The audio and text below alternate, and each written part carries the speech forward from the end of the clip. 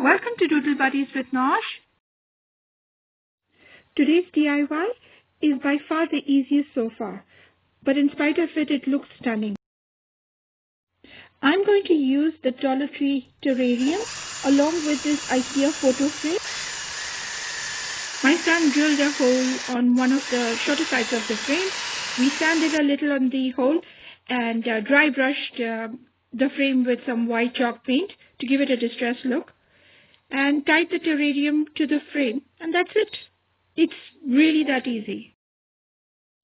I hope you like this home decor idea, and if you enjoyed this tutorial, please subscribe to my channel. Thank you for visiting me today.